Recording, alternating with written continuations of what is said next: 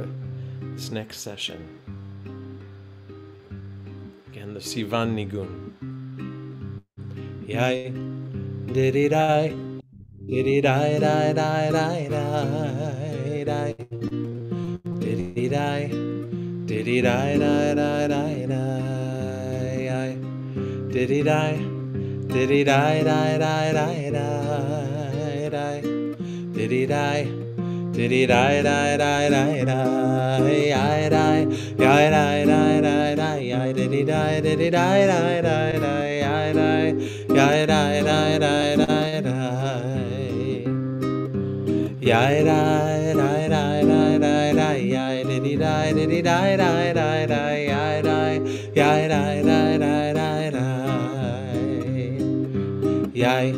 diddy die, diddy die die die die die, diddy die, diddy die die die die die, diddy die, diddy die die die die,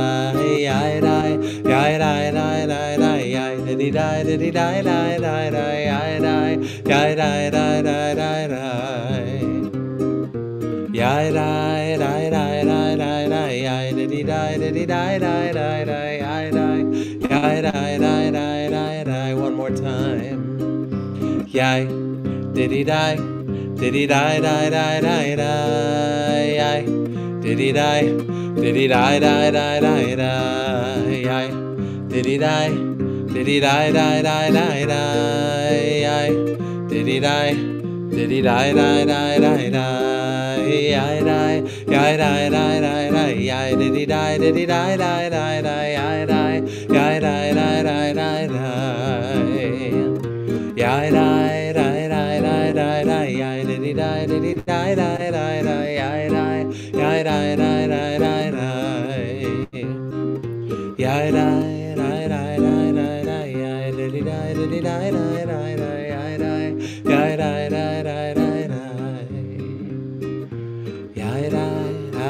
die die, yai diddy die diddy die die die die, yai die, yai die die die die.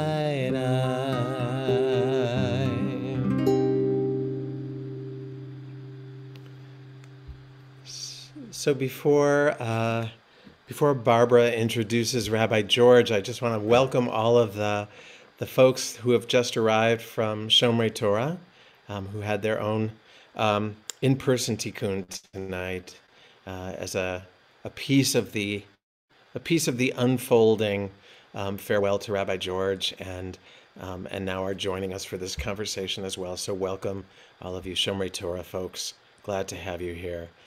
Barbara, tell me about this George Gittleman character. Who is he? He's only been around about 28 years or so. We're so honored to have you, Rabbi George, and that you've made the evening work so you could be with us as well. Rabbi Gittleman has been the spiritual leader of Congregation Shomrei Torah since 1996. He was ordained by the Hebrew Union College Jewish Institute of Religion. That's one heck of a mouthful. Rabbi George is also a senior rabbinic fellow at the Shalom Hartman Institute in Jerusalem and a graduate of the Rabbinic Leadership Program and Jewish Mindfulness Meditation Certification Program of the Institute for Jewish Spirituality. He's also an avid birder, a community naturalist, and a beloved member of our communities. We're so glad you're here, Rabbi George. Thank you. And we might need to unmute you. There you go. Thanks for having me. It's an honor to be here. We had also many years of Tikkunim, so I'm really glad not to miss one. Yeah. Yeah, you've gotten to be a habit with us. Yes. That's lovely. And lovely. We can always invite you back, I hope. Be my pleasure. Welcome, Rabbi George. Tell us how you're arriving. So we just concluded our Tikkun. Actually, it was only in person, so I don't know who will be able to leap on. So we had people here at the synagogue, and we just stopped and they're going home, and I'm hopping online to be with you all. It was lovely. So it was lovely to be here with folks, and now lovely to be online with you all. I might be You told me. a little tired, but happy to be here. Glad to have you. Even tired.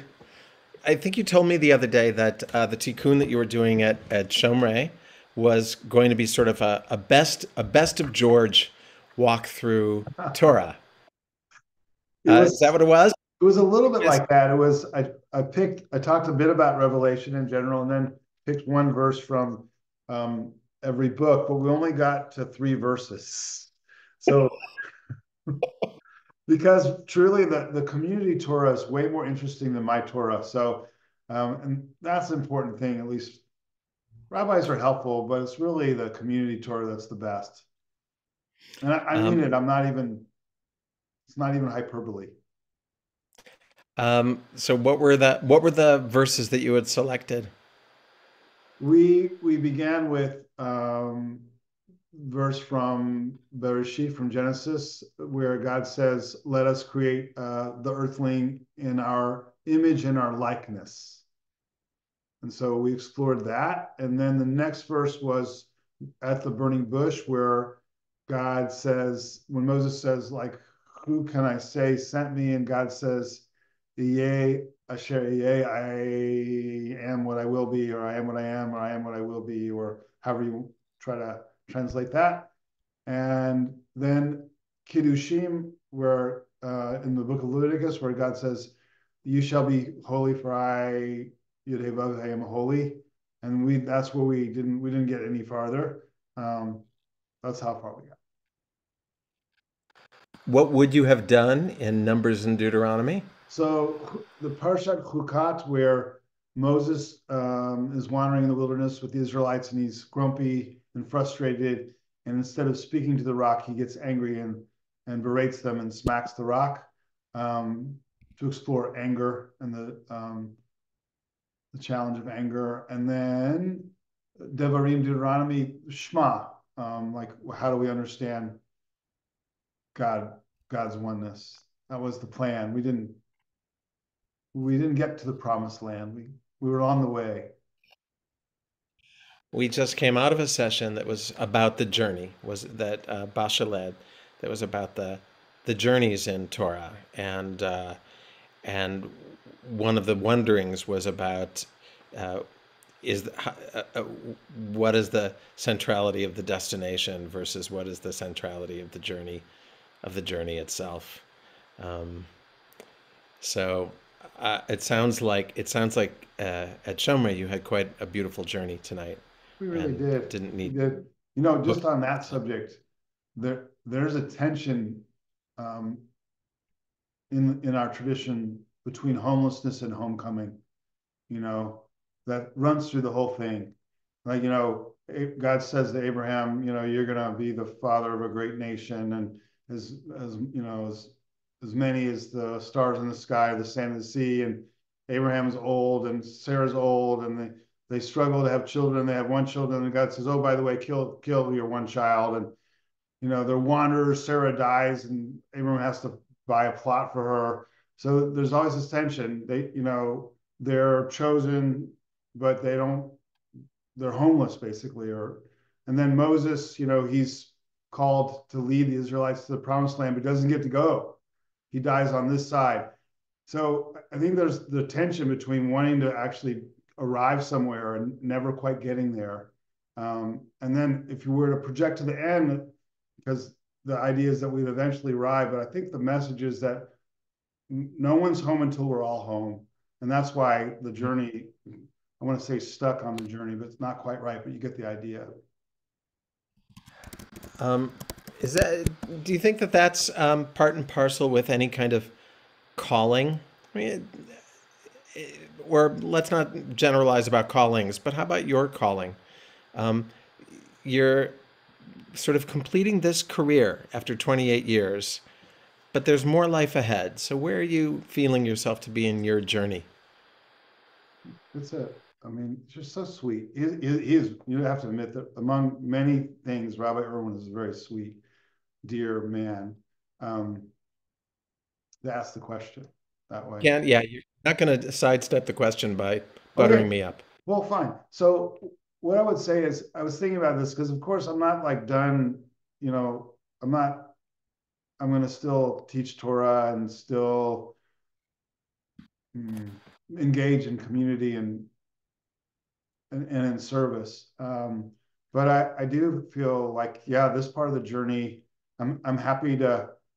It's a good time to I don't know the right way to say it. It's time for me to put this part of the journey down. And I feel immense gratitude. It's been beautiful, hard and meaningful and lovely and challenging, and way more than I ever would have hoped for. But one should be careful what one wishes for, because, you know, it's big. It's been big and beautiful. And I'm ready for the next chapter. I really don't know what it is. And so purposely not planning to see what evolves. But I'm excited.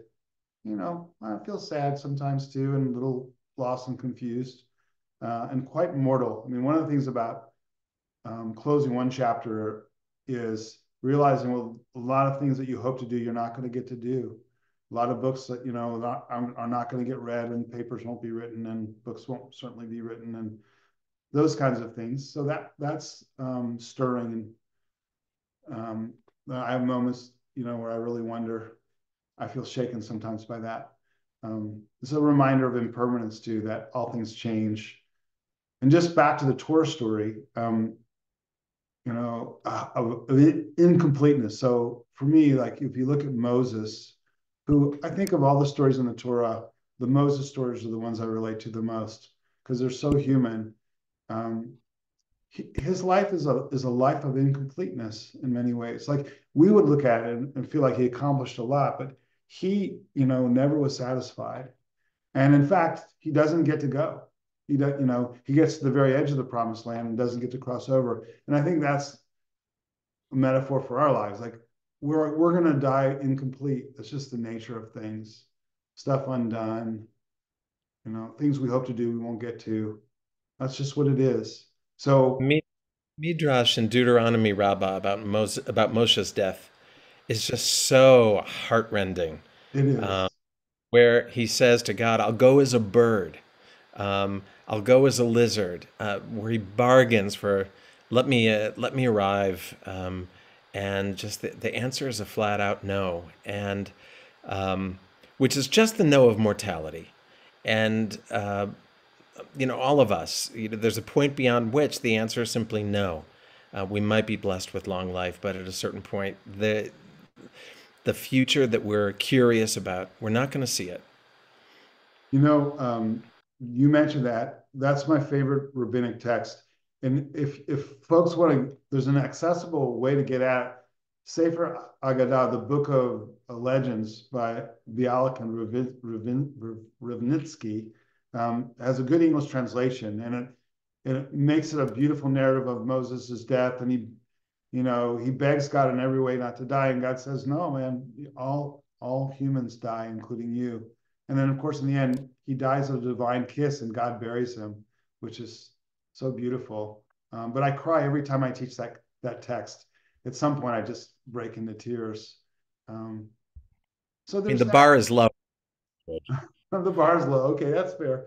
I just you remind me though, Irwin, that many years ago, a man committed suicide.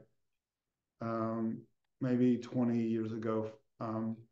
And I was a rabbi of the funeral. I don't think he was Jewish. I think his wife was Jewish. And so there was, I don't know if a minister spoke, but someone spoke and gave a beautiful, beautiful eulogy that basically said about him, and about all of us, that it's tragic what happened. And what's really hard about it is the incompleteness of it, that he was a father, and so his kids wouldn't get to see him. He wouldn't get to raise them. And then the most important part, I think, of that eulogy was at the end, he said, "And guess what? This is really, really hard, and we all are incomplete. So the person who gave the eulogy was able, in a way, not to normalize, but to show how, there's something very human about incompleteness. And so that's the first window into that for me. And then I ran into the Midrash about Moses, and the two came together. And then, as I've lived my rabbinic life and just my life in general, I've been able to see it, and I would say embrace it more. Buddhism's helpful also, I think, in terms of impermanence. Change is the constant. So anyway, Maybe we, if you don't mind, maybe we could just take a couple minutes for, if this is something you can put into words, how your Buddhist practice has informed your experience of Judaism and your experience of Torah, if you have an answer to that. Yeah, sure. I mean, it's a big question. You asked me, I was thinking about this. And if we were able to get to Devarim, the book of Deuteronomy and the Shema, I think that would have been what I would have talked about this evening at Shomrei Torah. Because one of the blessings of interfaith is not the right word, but dialogue between spiritual traditions, is they help clarify each other. So if you can, let's say, if you're secure in your Judaism, and by the way, the only way to really be in dialogue with other traditions, if you have a secure sense of where you stand. Otherwise, it gets confusing and threatening. But I feel pretty, good about being Jewish, pretty solid in my Judaism. So then when I started to encounter Buddhism, it wasn't so much threatening. There was some things about it, like we would go to Spirit Rock and there would be statues of the Buddha everywhere for the first maybe 10 years. That was a little hard. But now not. I have a Buddha in my backyard that I sit with regularly. But for, so some things were threatening for a while, not so much anymore. If you're not threatened, then you can just come into dialogue. And for me, that's, at first it meant translating back and forth. So Buddhist concept, okay, what's the Jewish analog? I go just exhaust myself all the time translating back and forth because I just didn't feel so secure. But after a while, I stopped having to translate all the time, and it made it easier, but still it clarified things. So I think a classic example would be not just clarified. I learned a lot about Judaism through Buddhism. So, for example, what does it mean? Hear, O Israel, Yud-Heh-Vav-Heh, your God, Yud-Heh-Vav, the Lord your God, however you want to translate, God is one. How are you going to, what does it really mean? It's one of these things I love about Judaism, that these things that are really important to us, we don't know how to translate. We make up as if we do. Like, what does it mean, motzi? Does bread come flying out of the ground? Blessed are you, Lord, Yud-Heh-Vav-Heh, our God, who brings forth bread from the ground. Is it flying out of the ground? And what does it mean that we would bless God? So there are so many examples of all this stuff we say all the time, and we don't really know what it means. So the Shema is a great example. What does it really mean? I'm sure you think you know, but I promise you, if you looked carefully at the text, you'd realize you don't know. You were taught something, or you made something up that makes you think that you understand what the Shema means. But it's really hard to understand. So the Shema, what does it mean that God is one? The way I began to understand what that meant to me was when I read from a book called Peace is Every Step by Thich Nhat Hanh, famous Vietnamese Zen teacher. May his memory be for blessing. It's called Peace is Every Step. And this is used a lot in Jewish context now. I don't know who started it. I can't claim that, but I feel like it was me. So I'll read it to you. I happen to have it because I was going to use it tonight. It's so beautiful. It's called Interbeing, and it goes like this. If you are a poet, you will see clearly that there is a cloud floating in this sheet of paper, in this sheet of paper. Without a cloud, there will be no rain. Without rain, the trees cannot grow. And without trees, we cannot make paper. The cloud is essential for the paper to exist. If the cloud is not here, the sheet of paper cannot be here either. So we can say that the cloud and the paper inter-are. Interbeing is a word that is not in the dictionary yet, but if we combine the prefix inter with the verb to be, we have a new verb, interbe. If we look into this sheet of paper even more deeply, we can see the sunshine in it. Without sunshine, the forest cannot grow. In fact, nothing can grow without sunshine. And so we know that the sunshine is also in the sheet of paper. The paper and the sunshine inter-are. And if we continue to look, we can see the logger who cut the tree and brought it to the mill to be transformed into paper. And we see wheat. We know that the logger cannot exist without his daily bread, and therefore the wheat that became his bread is also in the sheet of paper. The logger's father and the mother are in there too. When we look in this way, we see that without all of these things, this sheet of paper cannot exist. And then he goes on, basically. As thin as this sheet of paper is, it contains everything in the universe in it. So, Shema Yisrael Adonai Eloheinu Adonai Echad. And that's the first time I understood what the Shema meant, or at least one meaning of the Shema. And since then, I've learned some others, but it's like it opened up, oh, I don't really know. And oh, here's one way. And then my mind was open, once I realized I did know, to other possible ways of understanding the Shema. But that's the one that's my primary understanding of God's oneness, interbeing. Thank you, Thich Nhat Hanh. Thank you, Buddhism. And it's beautiful. We were talking in Gesher's session tonight about holographic qualities in different Jewish symbols and Jewish paradigms, and just the holographic quality here in that text that you just read, right? That that the sheet of paper contains all of those things. Everything contains all of it. Every part contains the whole. I think Rabbi Nachman in his Song of the Grass teaching has a similar kind of idea that he expresses differently, that every blade of grass has its own music, and that music is informed by the rain that fell and the soil that's been sustaining the grass.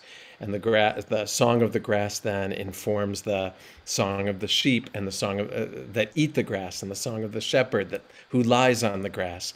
This idea of this very dense and vibrant interconnectedness of all things. That you can depends on everything else. Experience the resonance of all of the layers of everything that came before. Because everything led to this moment. Can you imagine what the world would be like if we could live with that knowledge? Like, it would be Mashiach now. It would be instantaneous. It would be really something that that's messianic in a beautiful way. Yeah, to be mindfulness, to be able to be in, what the Hasidim would call mochin de gadlut at all times. Mm-hmm. That expanded consciousness, that expanded awareness. So one story of Rav Kook was the first chief rabbi of the Mandate of Palestine before it became the state of Israel. And he was a great mystic. And he was walking with someone, and the person absentmindedly tore off a leaf from a tree, and he was startled. He was aghast that someone could. That's the kind of awareness that would lead to, So, which brings me to George Gittleman sitting in a boat fishing, or walking through the woods with binoculars.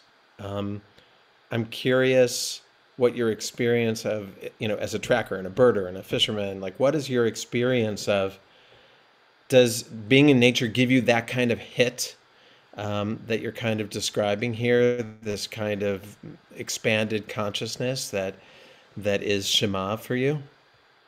Taking mushrooms does, but being in nature, I was silly, but not so silly. being in nature while taking mushrooms really can. But even without psilocybin, I think the answer is, I mean, my honest answer is I feel pretty low creaturely in regard, how to put it, let me slow down for a second.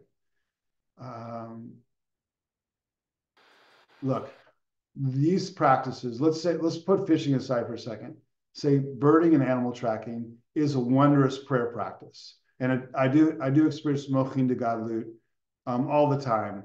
I mean, I remember looking at bird tracks in the sand, and I watched a bird use its beak to dig for, I don't know, some little creature in the sand.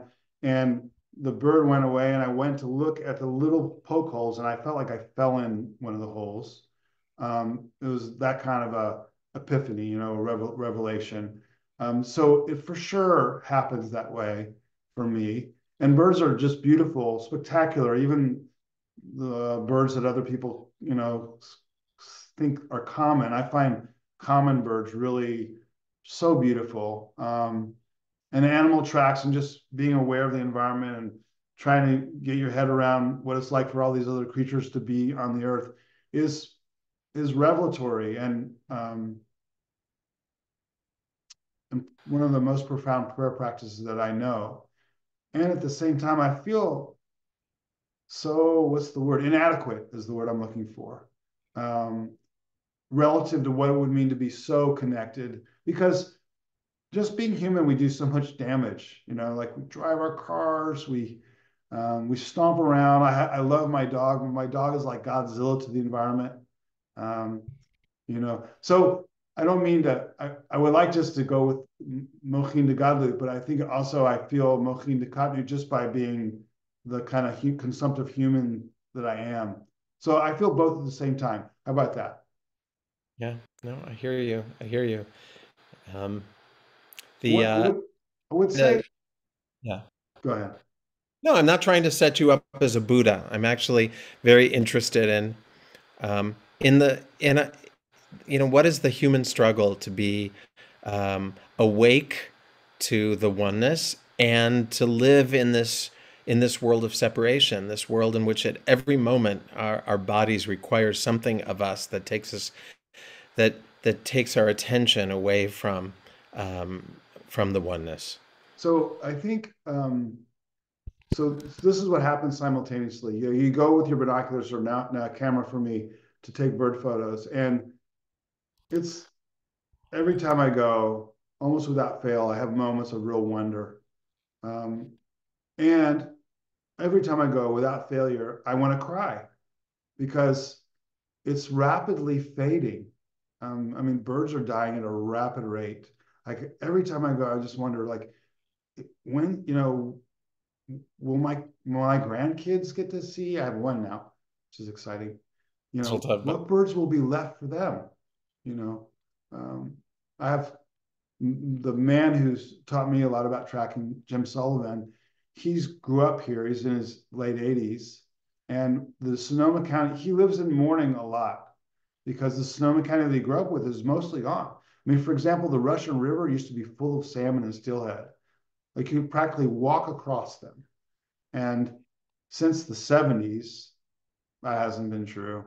You know, since the 60s, really. I forget the date, but there was a cataclysmic flood that because of the environmental degradation that dumped all the soil into the Russian River, and it's never really recovered. You know, so that's both are true at the same time. Both are true. When you're in animal tracking, you get more aware of what comes and goes. Same with birding. Like you're looking like, oh, the swallows are back, or who's coming, who's not. And there's still birds coming for sure, and there's still animals around. But you begin to feel more acutely their diminishedness, and also the environmental encroachment. I think I'm going to pull us back a little bit to our topic of Torah, in a more traditional sense. Even though I'm really perceiving this Torah from you that we're getting, this incredible wisdom from nature through your understanding and to us, and I'm grateful for it.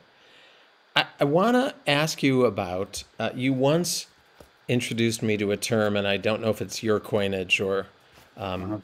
or it's from somewhere else, but you once talked about approaching Torah with a hermeneutics of generosity.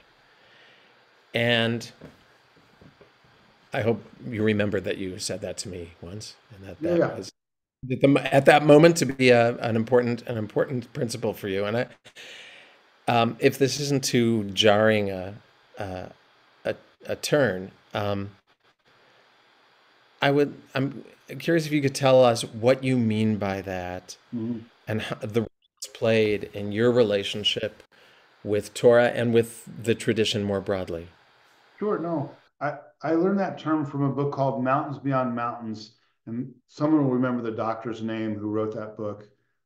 He worked in Haiti, Harvard, really amazing guy. I think he's gone. I think he died tragically. Mountains Beyond Mountains, great book. Um, so, but it also he didn't apply it to Torah, but I took it from there and applied it to Torah. So what that means is hermeneutics is an interpretation, of generosity. So an interpretive approach of generosity. Um, the thing about Torah is it's challenging and it's ancient and it's hard to translate. It's anachronistic. It's lots of challenging things: genocidal, homophobic, misogynist, and also there's lofty, beautiful passages, elevated. It's a lot of different things. So if you sit down with Torah and you want to trash it, it's easy to. And I've experienced it a lot, especially with people just aren't familiar with it. You pick it up and you read it and you're like, this is Torah? Like, this is a bunch of made up stories that are pretty rough. Like, why would you want to study this? So if you approach Torah with a hermeneutics of generosity, the opposite can happen. You're going to bump into the rough stuff, but you're going to try to make meaning out of it. It's the wisdom of your ancestors. You're connected to it, whether you want to be or not. So let's make meaning out of it. And that's a hermeneutics of generosity. And when you approach it that way, you're much more likely to make meaning from it, and much more likely for Torah to have a positive impact on your life than the other way around. Um, Same with the tradition as a whole. So imagine for a second, you are someone, you're not Jewish, you're disconnected completely. You don't know anything about it. You have no reference or reverence for it. And you pick it up. Would you want to read it? Maybe some of it. But can you imagine? Like you'd read the near sacrifice of Isaac, you'd be like, oh my God, these Jews are depraved. You know, I mean, you read in the Talmud, I mean, many of you aren't probably familiar, but Rabbi Irwin, you are, and you know there's a lot of challenge there. So on the other hand, if you feel a connection to it because it's the wisdom of your ancestors, because you're Jewish, or because you want to learn from it, that's a hermeneutics of generosity. And then you start to look for the good stuff. And that doesn't mean you don't struggle with the other stuff, but you want to make meaning out of it. So your first impulse isn't to discard it or negate it or trash it. Your first impulse is to try to work with it. And I think really for most of us, without a hermeneutics of generosity, it's just not worth it. We should just go somewhere else. And unfortunately, for a lot of Jews, they don't approach Judaism with a hermeneutics of generosity. Somehow they can. They'll read, a Hindu text or a Buddhist text, which are also challenging and problematic, and they think, oh, this is the spiritual good stuff, so they'll find it there. But actually, if they had the same approach to Jewish texts, they'd find it there as well. I mean, sometimes we're Baroque and hard, I'll admit, and that's one of the reasons why I like Buddhism. Is it's more, in some ways just easier to access. I'm going to just say it, more elegant, more straightforward often. Um, and I appreciate that about Buddhism. But even so, if you have a hermeneutics of generosity towards Judaism, it's infinite in its wisdom to share with us. Hmm. It's, you know, beyond. Today I had a little more space. You would appreciate this because I don't have the same pressures as a congregational rabbi serving 1,000 people or 460 families. I still do, but for only a couple more weeks. So I have just a little more space. And I really enjoyed preparing for tonight. because of that. And I just started to dig, and I realized this world upon world upon world Judaism is. And that's what a hermeneutics of generosity can do for you. It can just open it all up. And without it, you're kind of doomed, really. I mean, I would say it's hard to live life without a hermeneutics of generosity because life can be so hard. Mm, mm. I think with there's a way in which the world kind of looks at Jews as being the people of Torah.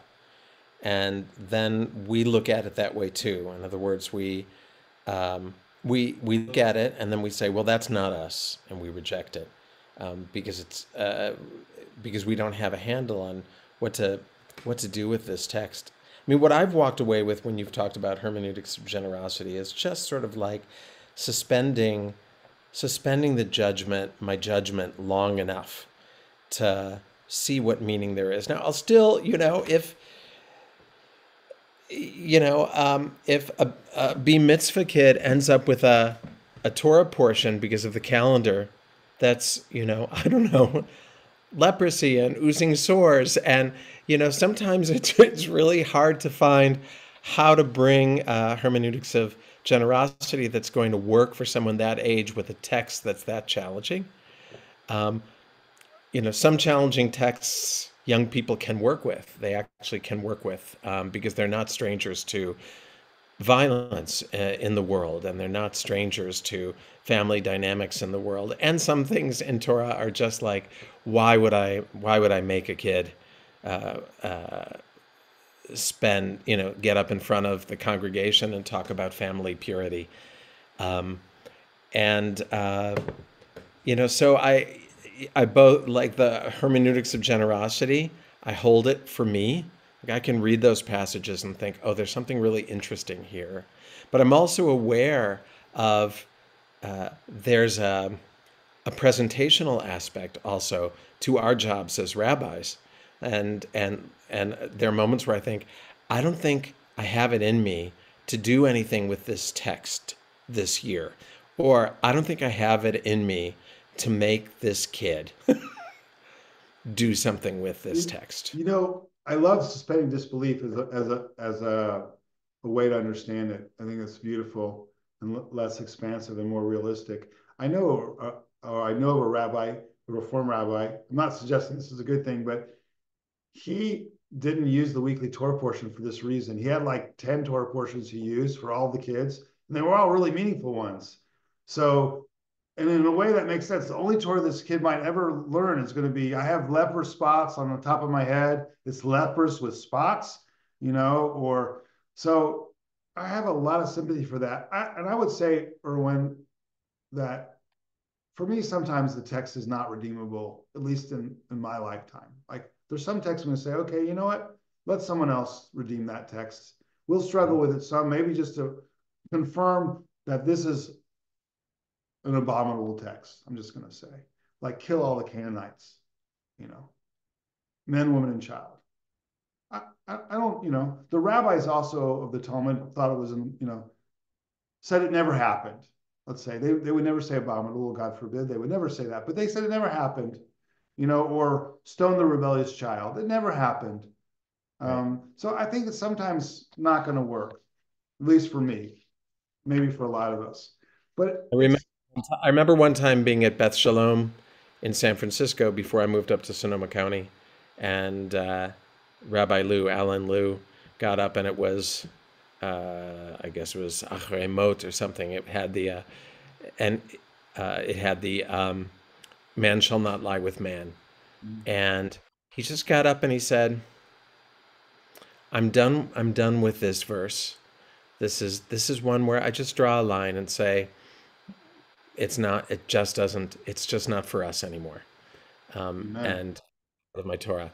And he made that decision not to. I think one of the tricky things is that people expect us to find some way to redeem everything in Torah. And, unless, for instance, in Gesher's talk, Gesher was talking about Torah as a collective dream, in which case you could hold some of these things as symbolic in some way, or what is the what is the thing, what it, I am both the person legislating this and I am the person being legislated at. And what is it I'm depriving myself of? What is it I'm ashamed of? I mean, there are ways to explore it, but then there are ways in which there are times that I've just had enough. Um, I think that's important to model, actually, because I think in some ways we would do a disservice to always say you can find meaning in something. Sometimes you just say no. At least that's how I feel about it. Yeah, hold on. You remind me of something. Hmm.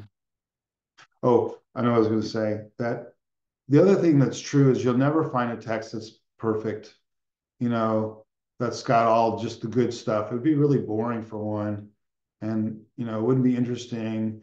And there's something in the struggle. So that's another thing that people have trouble with. They think that somewhere there's a purely good spiritual teaching that has no dross or challenge in it, and that's just not true. So one of my great teachers, Rabbi David Hartman, may his memory be for a blessing. He talked about it in terms of the family, like you're stuck with your family, but it's your family. So you try not to disconnect. Sometimes you have to, but if you can, you're stuck with it. You're stuck with them, so you work with them because it's your family, as opposed to going to find some other family to struggle with, thinking, well, this family will be better. I mean, some families are better, but in general, you get the idea. Like, Sometimes the other family is better because you're not a native speaker of their language, so you don't understand when they're saying something in a nasty tone of voice, there you right? go. Piece of the attraction of Eastern traditions, because for so many of us it has the ancientness and beauty of Judaism, but we don't have quite as much access to the painful pieces of it, and so it seems more idyllic to us. I think, I'm been more and more interested in Tibetan Buddhism. Um, and that's for sure true of Tibetan Buddhism. Like the what we Americans get is just the scratching of the surface. And if you were to look at the larger Tibetan Buddhist story, there'd be plenty of things for us to struggle with. So just one of many, that's an example that I'm familiar with, but there are many examples like that.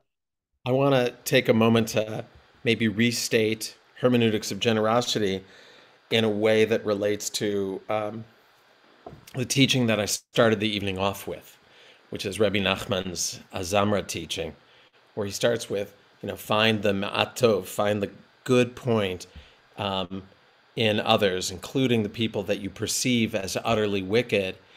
And by doing that, you move them from kaf chova to kaf zechut. You move them to the side of merit in your understanding, but it also transforms them. And I think you could do the same with Torah, right? You can look at Torah through this idea of finding the ma'at tov and taking the passage that you were going to judge on kaf chovan, move it to kaf zechut, um, and uh, and in the process, there's something in Torah that changes. In my perception, um, I have often had experiences where I feel like Torah itself is another personality in the room that you can read, that the Torah wants to be read, Torah wants to be held, but Torah also wants to be healed. And Torah is in active relationship with you in that process. And finding the Ma'at Tov, finding those good points, enables you to perceive Torah more generously, but also for Torah to relax into being held by you, being in Torah to relax into being in relationship with you. Something about that I've often experienced. Torah as kind of a personality that also has needs. That's beautiful. Reminds me, it's not exactly the same, but it reminds me of my sense, or a sense that Torah teaches by positive and negative example. And you kind of wonder, like, why is this here? Because like whoever transmitted to us the authorial voice of the Torah, or however it came to us, they left these stories in here. They knew, they knew they were challenging stories, but they're still in there. And maybe it's because they wanted us to redeem them, or it could also be because they wanted us to learn from both positive and negative example. And some of them are not very subtle, like take the one you love, your son Isaac, and sacrifice him. Or some of them are less or more subtle, like the story of Moses and his children and his wife, who he just completely leaves aside. And in the text, it's there. Like Jethro brings Zipporah and Moses' two sons with him to meet up with Moses after the revolution, before the Ten Commandments. And it says 3 times Jethro's coming with Zipporah and his kids. And Moses gets to the tent, and he goes in the tent with Jethro, and there's no scene of Moses hugging, his kids or his wife. It's as if they don't exist. And I asked myself, why is this here if not to teach us? And maybe it's also because the text wants to be healed. I'm not sure, but they seem related to me, or that's what they remind me of. Sometimes I think it's there as a negative example, and Torah wants to be healed. Both those things maybe go together. Sometimes when I'll reach a place like that in Torah, if we're reading communally, I'll ask people for their rewrites. I'll ask people to say, okay, we didn't see the scene of the reunion. What do we want to see? What do we want to see it to have been? I learned this from Rabbi Diane Elliott at a Taproot retreat once, where we were in the end of Genesis, and Jacob is giving blessings to the 12 sons, and Jacob, we don't know how many daughters Jacob had, but there's one that was named and was harmed, and he doesn't offer her a blessing.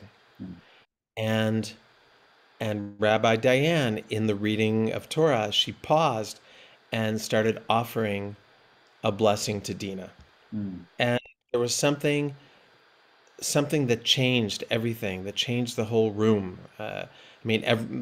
Everyone was crying, but also it was a tikkun. Like we have the capacity to create tikkun for the things in our tradition that are problematic. We don't have to just say, well, that's the way it was.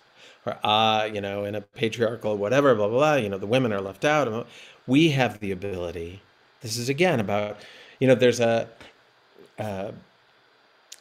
exegetical tool, ein mukdam u'meuchar b'Torah, right? There's a principle in interpreting Torah that says there's no early and late. There's no before and after in Torah. You can interpret Torah as if everything's happening at the same time. Everything can relate to something else in Torah without it being a matter of time.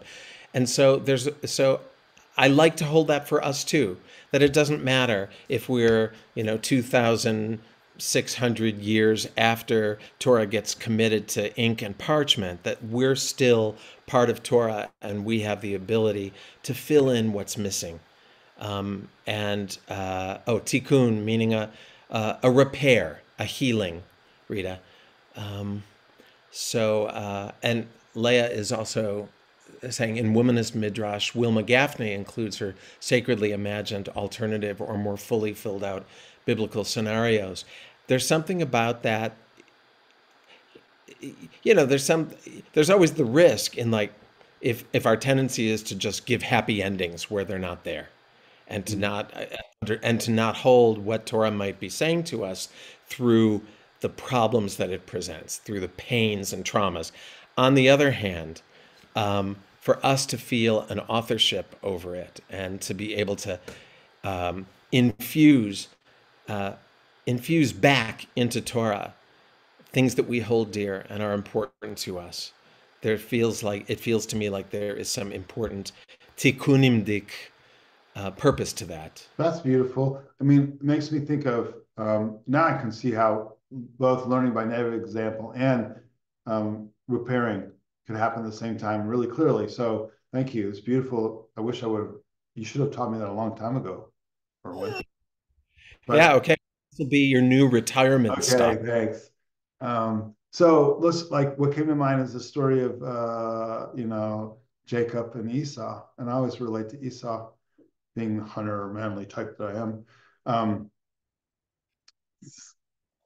Yes, you are. Okay, so don't remember Jacob steals the birthright and the blessing from Esau, and the text is not so sympathetic, but at the end Esau cries and says, "Daddy, don't you have a blessing for me too?"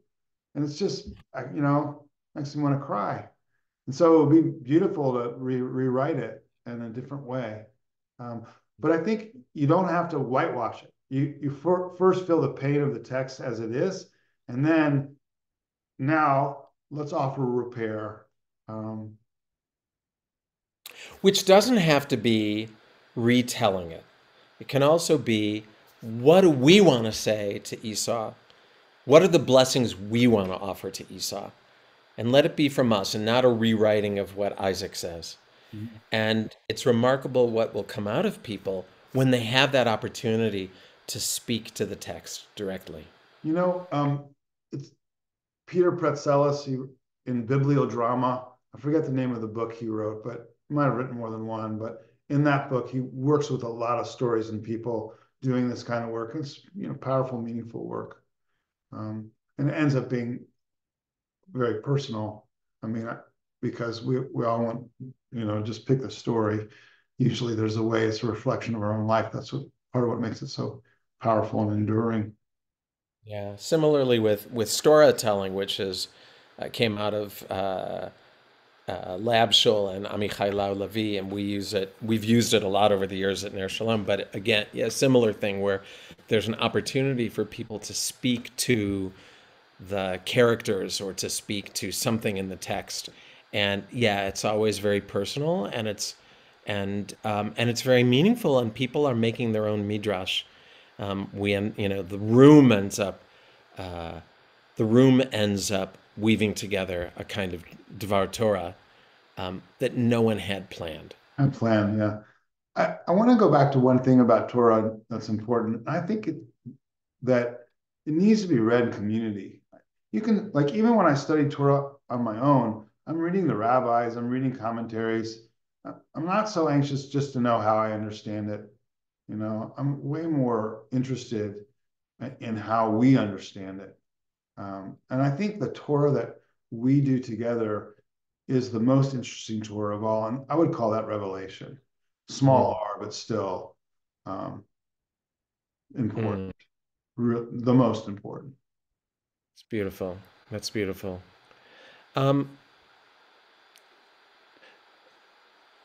Rabbi George, I want to just hear a little bit about, you said you don't know what's next, but just a little bit about the feeling of retiring at this point, or what's moving in your heart as you get to this really, it's a beautiful and pivotal moment.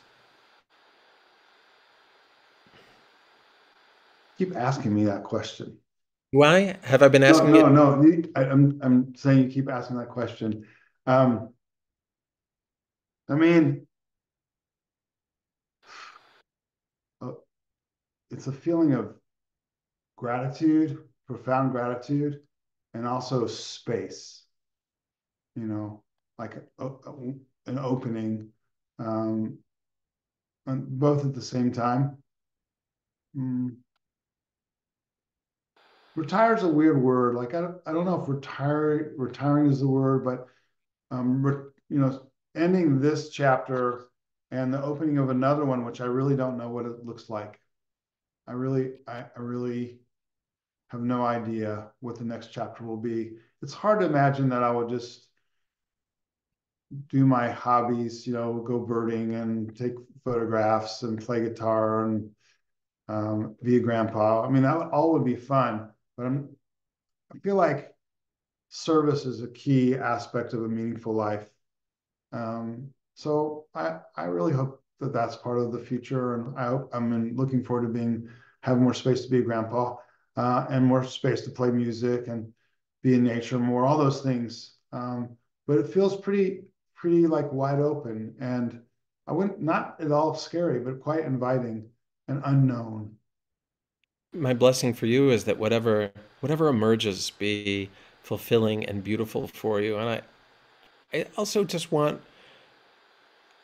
I hope that you are realizing the impact you've had on so many people, the impact you've had on generations at this point, and the way that um, the things you've said about Torah and the things you've said about politics and the things you've said about being Jewish are things that are imprinted in people. People will be quoting and people will be teaching to their students as well. Whether it's b'shem omro, whether it's crediting you or not, but there is wisdom, there's Torah from you that no matter what you do next is going to be carried on for generations. And I hope you have a sense of that. And I want you to know how grateful I'm sure the Shomrei Torah community can speak for itself, but even those of us who get you once or twice a year, experience as well. You are so gracious and kind to me. Thank you so much. Um, yeah, it's humbling. It's humbling. I feel so lucky to be able to do what I've done for so long in one beautiful place for all these years. Um, and I just want to say that I'm sorry for hurting or offending or not showing up in the way I should have to anybody. Was not done intentionally. And grateful and honored to be able to be of service, to teach some Torah, to try to live some Torah, and to try to show up for people. It's been beautiful. Still beautiful. Basha says in the chat, Lech Lecha, Rabbi George. Thank you, Basha.